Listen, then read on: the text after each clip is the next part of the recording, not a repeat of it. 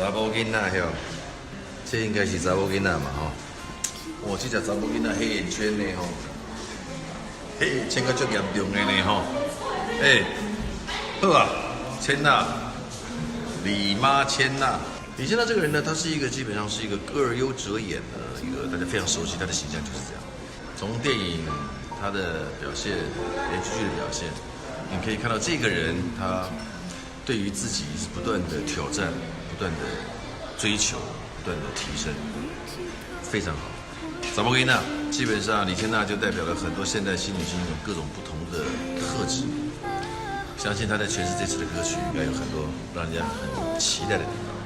12月21号，好日子，121，查某囡仔，希望你的新片整个发行顺利，而且让很多人再次的惊艳，再次的喜爱。